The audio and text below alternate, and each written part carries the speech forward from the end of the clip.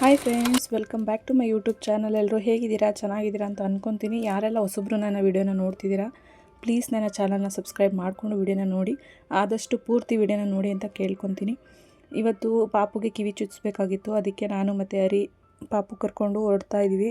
ಹುಣಸೂರ್ಗೆ ಹೋಗ್ತಾ ಇದ್ದೀವಿ. ಪಿರಿಯಾಪಟ್ಟಣದಲ್ಲಿ ಚುಚ್ಸೋಕ್ಕೆ ಅಂದರೆ ನಾವು ಗನ್ ಶೂಟ್ ಮಾಡಿಸೋಣ ಅಂತ ಅಂದ್ಕೊಂಡ್ವಿ. ಅವಳು ಚಿಕ್ಕವಳಾಗಿರೋದ್ರಿಂದ ಗನ್ ಶೂಟ್ ಆದರೆ ಬೇಗ ಸಡನ್ನಾಗಿ ಹಿಂಗೆ ಶೂಟ್ ಮಾಡಿದ ತಕ್ಷಣ ಒಂದು 5 ನಿಮಿಷ ಅಳ್ತಾಳೆ, ಆಮೇಲೆ ಸಮಾಧಾನ ಆಗ್ತಾಳೆ.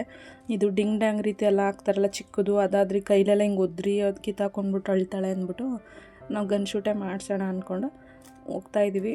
ಓಲೆನೂ ತಗೊಂಡು ಜೊತೆಲೇ ಹೋಗ್ತಾಯಿದ್ದೀವಿ.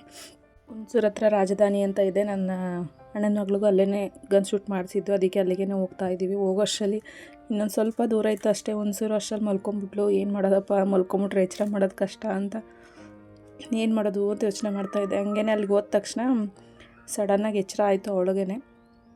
ನಾವು ಇಲ್ಲಿ ರಾಜಧಾನಿಯಲ್ಲಿ ಚುಚ್ಸೋಣ ಅಂತ ಬಸ್ ಸ್ಟ್ಯಾಂಡ್ ಆಪೋಸಿಟೇ ಇರೋದು. ಅದು ರಾಜಧಾನಿ ಅಂದರೆ ಗೋಲ್ಡ್ ಶಾಪ್, ಅದು ರಾಜಧಾನಿ ಗೋಲ್ಡ್ ಶಾಪ್ ಅಂತ ಬಸ್ ಸ್ಟ್ಯಾಂಡ್ ಆಪೋಸಿಟೇ ಇತ್ತು. ನಮ್ಮ ಅಣ್ಣನ ಮಗಳಿಗೆ ಇಲ್ಲೇ ಚುಚ್ಸಿರೋದ್ರಿಂದ ಹೆಂಗೆ ಏನು ಅಂತ ಗೊತ್ತಿತ್ತಲ್ಲ, ಇಲ್ಲಿನೇ ಚುಚ್ಸೋಣ ಅಂತ ಕರ್ಕೊಂಡು ಬಂದ್ವಿ. ಬಟ್ ಅಲ್ಲಿ ನೋಡಿದ್ರೆ ಶಾಪೇ ಕ್ಲೋಸ್ ಮಾಡಿಬಿಟ್ಟಿದ್ದಾರೆ. ಅಂದರೆ ಇನ್ನು ಶಾಪೇ ಇಲ್ಲ, ಅಲ್ಲಿ ತೆಗೆದುಬಿಟ್ಟಿದ್ದಾರೆ ಶಾಪ್ನೇ, ಬೇರೆ ಕಡೆ ಇಟ್ಟಿದ್ದಾರೆ ಅಂತಂದರು. ಎಲ್ಲಿ ಅಂತ ಅಡ್ರೆಸ್ ಕೇಳಿದ್ವಿ. ಅದು ಬಜಾರ್ ರೋಡಲ್ಲಿ ಹೊಸ್ದಾಗಿ ಓಪನ್ ಮಾಡಿದರೆ ಅಲ್ಲಿಗೆ ಹೋಗಿ ಅಂದರು. ಆಮೇಲೆ ಬಜಾರ್ ರೋಡಿಗೆ ಬಂದ್ವಿ. ಇಲ್ಲಿ ಓಪನ್ ಮಾಡಿದರು ಹೊಸ್ದಾಗಿ. ಅಲ್ಲಿ ಕ್ಲೋಸ್ ಮಾಡಿ ಇಲ್ಲಿ ಓಪನ್ ಮಾಡಿದರು. ಶಾಪು ಓಪನ್ ಇತ್ತು, ಯಾರೋ ಜನ ಏನು ಇರಲಿಲ್ಲ, ರಶ್ ಏನೂ ಇರಲಿಲ್ಲ. ಅದಕ್ಕೆ ಚುಚ್ಚಿಸ್ಕೊಂಡು ಹೋಗ್ಬಿಡೋಣ ಅಂತ ಬಂದ್ವಿ. ಬೈಕ್ ಪಾರ್ಕ್ ಮಾಡೋಕ್ಕೆ ಹೋದ್ರು ಅವರು, ಬಿಟ್ಬಿಟ್ಟು ನನ್ನ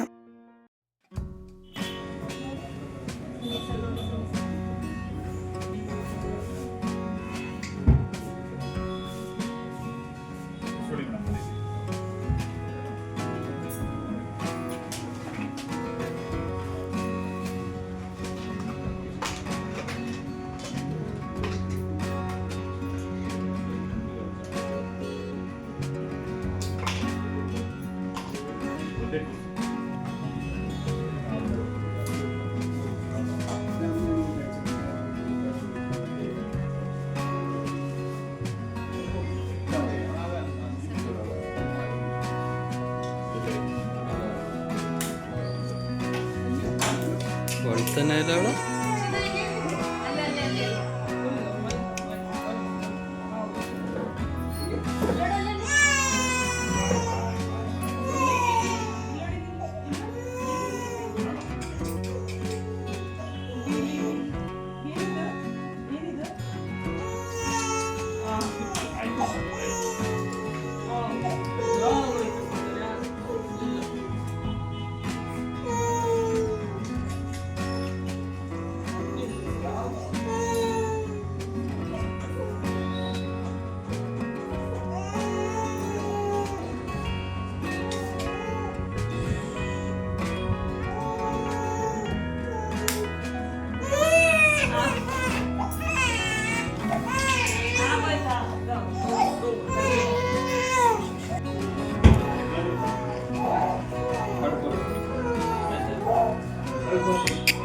ಬಂಗಾರಿ ಆಗೋಯ್ತು ಆಗೋಯ್ತು ಆಗೋಯ್ತು ಆಗೋಯ್ತು ಆಗೋಯ್ತು.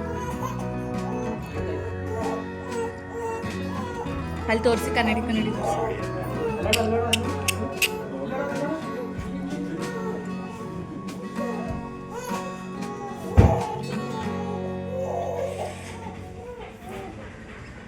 ಜಾಸ್ತಿ ಹೊತ್ತೇನು ಅಳ್ಳಿಲ್ಲ. ಫಸ್ಟ್ ಚುಚ್ಚಿದಾಗ ಸ್ವಲ್ಪ ಹತ್ಲು, ಆಮೇಲೆ 2ನೇ ಸಲ ಚುಚ್ಚಿಬಿಟ್ರಲ್ಲ ಜಾಸ್ತಿ ನೋವಾಗ್ಬಿಡ್ತು. ಅವಾಗ ಸ್ವಲ್ಪ ಜಾಸ್ತಿ ಹೊತ್ತು ಹತ್ಲು ಅಷ್ಟೇ, ಒಂದು 5 ನಿಮಿಷ ಶಾಪ್ ಒಳಗಡೆ ಇರೋವರೆಗೂ ಹತ್ಲು. ಆಮೇಲೆ ಹೊರಗಡೆ ಕಟ್ಕೊಂಡು ಬಂದಮೇಲೆ ಚೆನ್ನಾಗಿ ಆದ್ಲು ನೋಡಿ, ಖುಷಿಯಾಗಿ ಇದ್ದಾಳೆ. ಏನು ನೋವೇನಿಲ್ಲ ಅವಳಿಗೆ, ತಡ್ಕೊಂಡಿದ್ದಾಳೆ. ಸ್ಟ್ರಾಂಗ್ ಬೇಬಿ ನನ್ನ ಮಗಳು.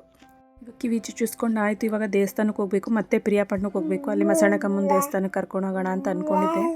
ಕಿವಿ ಚುಚ್ಚಿಸಿದ್ಮೇಲೆ ಮಳೆ ಬರೋ ಥರ ಬೇರೆ ಆಗಿತ್ತು, ಅದಕ್ಕೆ ಬೇಗ ಹೋಗ್ಬಿಡೋಣ, ಟೆಂಪಲ್ಗೆ ಹೋಗಿ ಮನೆಗೆ ಹೋಗೋಣ ಅಂತ ದೇವಸ್ಥಾನಕ್ಕೆ ಹೋಗ್ತಾ ಇದ್ದೀವಿ.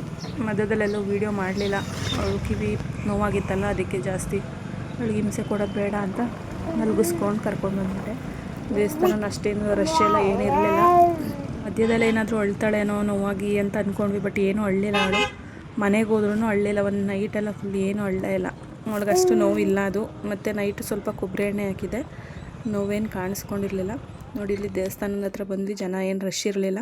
ಇಲ್ಲೇ ಹೂ ಅಂಗಡಿ ಹತ್ರ ಸ್ಲಿಪ್ಪರೆಲ್ಲ ಬಿಟ್ಬಿಟ್ಟು ಅವರು ಹಣ್ಣಿಕಾಯಿ ತೊಗೊಂಡ್ರು. ಹೂನಾರ ಮತ್ತು ಹಣ್ಣುಕಾಯಿ ಎಲ್ಲ ತೊಗೊಂಡ್ವಿ. ತೊಗೊಂಡು ಕಾಲು ತೊಳ್ಕೊಂಡು ಅಲ್ಲೇ ಪಕ್ಕದಲ್ಲೇ ನಲ್ಲಿ ಇರುತ್ತೆ, ದೇವಸ್ಥಾನದ ಪಕ್ಕದಲ್ಲಿ ಒಳಗಡೆನೂ ಇರುತ್ತೆ ಮತ್ತು ಆಚೆಲೂ ಇರುತ್ತೆ. ನಾವು ಇಲ್ಲೇ ಹಣ್ಣುಕಾಯಿ ತೊಗೊಂಡ್ವಲ್ಲ, ಅವರು ಇಲ್ಲೇ ನಲ್ಲಿ ಇದೆ, ಇಲ್ಲೇ ಕೈಕಾಲು ತೊಳ್ಕೊಂಡು ಹೋಗಿ ಅಂದರು. ಅದಕ್ಕೆ ಅಲ್ಲೇ ಕೈಕಾಲು ತೊಳ್ಕೊಂಡು ದೇವಸ್ಥಾನದೊಳಗಡೆ ಬಂದ್ರಿ. ಏನು ಜಾಸ್ತಿ ಏನು ರಶ್ ಇರಲಿಲ್ಲ ಇವತ್ತು.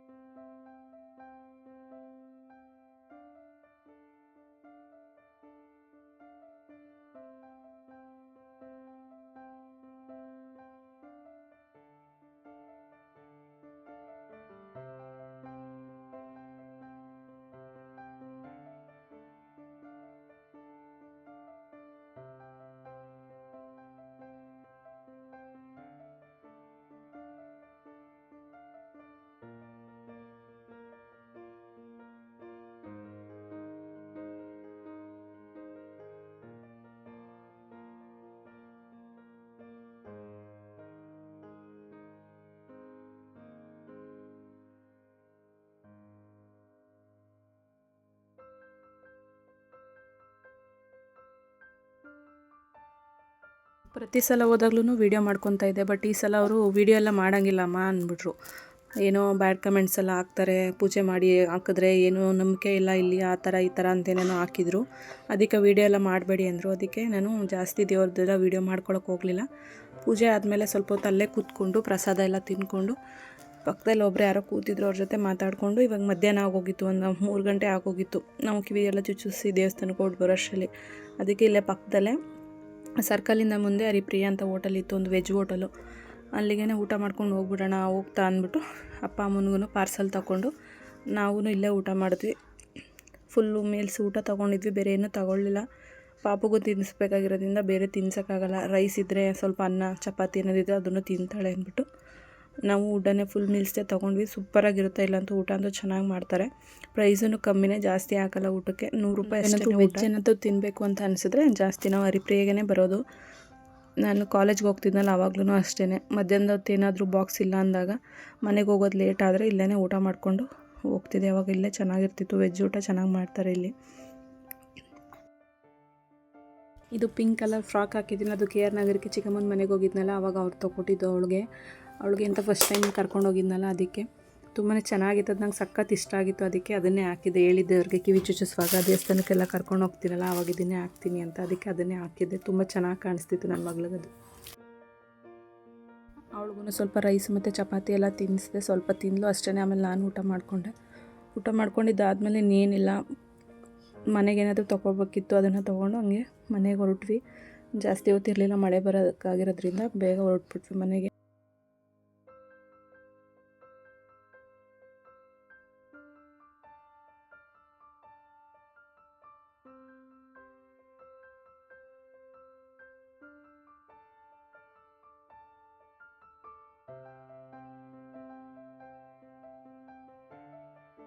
ಏನಂದರೆ ಪಾಪುಗೆ ಅಂತ ತೊಗೊಂಡಿದ್ದು ಇಯರಿಂಗ್ಸು, ಇದು ಹಾರ್ಟ್ ಶೇಪಲ್ಲಿ ಇತ್ತಲ್ಲ ಈ ರೀತಿ ತೊಗೊಂಡಿದ್ದೆ. ಚಿಕ್ಕದಾಗಿದೆ ಇದು, ಫೋನಲ್ಲಿ ಸ್ವಲ್ಪ ದೊಡ್ಡದಾಗಿ ಕಾಣುತ್ತೆ ಅಷ್ಟೇ. ಈ ರೀತಿ ತೊಗೊಂಡಿದ್ದೆ ನಾನು. ಬಟ್ ಇದನ್ನು ಚುಚ್ಚಲಿಲ್ಲ. ಈ ಥರ ಅದು ಗನ್ ಶೂಟಲ್ಲಿ ಈ ರೀತಿ ಇಯರಿಂಗ್ಸ್ನೆಲ್ಲ ಚುಚ್ಚೋಕ್ಕಾಗಲ್ಲ. ನಮ್ಮ ಹತ್ರನೇ ಇಯರಿಂಗ್ಸ್ ಇರುತ್ತೆ, ಅದು ಒಂಥರ ಅಂದರೆ ಆರ್ಟಿಫಿಷಿಯಲ್ದು ಇಯರಿಂಗ್ಸ್ ಇರುತ್ತೆ, ಅದನ್ನು ಗನ್ ಶೂಟ್ ಮಾಡೋದು. ಇದನ್ನು ಶೂಟ್ ಮಾಡೋಕ್ಕಾಗಲ್ಲ ಅಂತಂದರು. ಆವಾಗ ಅದನ್ನು ವಾಪಸ್ ತೊಗೊಂಡು ಬಂದ್ವಿ. ಇಲ್ಲಿ ನೋಡಿ, ಈ ರೀತಿ ಗನ್ ಶೂಟ್ ಮಾಡಿಸಿದ್ರೆ ಈ ರೀತಿನ ಗನ್ ಶೂಟ್ ಮಾಡೋದಂತೆ ಅವರು. ನಾವು ಏನು ಇಯರಿಂಗ್ಸ್ ತೊಗೊಂಡೋಗಿರ್ತೀವಿ ಅದನ್ನು ಗನ್ ಶೂಟ್ ಮಾಡೋಕ್ಕಾಗಲ್ಲ, ಅವ್ರ ಹತ್ರನೇ ಇಯರಿಂಗ್ಸ್ ಇರುತ್ತೆ. ಈ ರೀತಿ ಇಟ್ಕೊಂಡಿರ್ತಾರೆ. 300 ರೂಪೀಸು ಚುಚ್ಚಕ್ಕೆ ಮತ್ತು ಓಲಗೆ 2 ಸೇರಿ 300 ರೂಪೀಸ್ನ ಪೇ ಮಾಡಿದ್ವಿ. ಚುಚ್ಚಿದ್ರು, ಏನು ಜಾಸ್ತಿ ಏನು ನೋವು ಆಗಿಲ್ಲ ಅವಳಿಗೆ. ಇನ್ನು ನೋಡಿ, ಒಂದೇ ದಿನ ಆಗಿರೋದು, ಮುಟ್ಟಿಸ್ಕೊತಾಳೆ, ಏನು ನೋವೆಲ್ಲ ಏನಿಲ್ಲ, ಕಮ್ಮಿ ಆಗಿದೆ. ಇಷ್ಟ ಇವತ್ತಿನ ವ್ಲಾಗ್ ಇಷ್ಟ ಆಗಿದೆ ಅಂತ ಅಂದ್ಕೊತೀನಿ. ಇಷ್ಟ ಆಗಿದೆ ಪ್ಲೀಸ್ ಲೈಕ್ ಮಾಡಿ, ಶೇರ್ ಮಾಡಿ ಮತ್ತು ಕಮೆಂಟ್ ಮಾಡಿ. Thank you.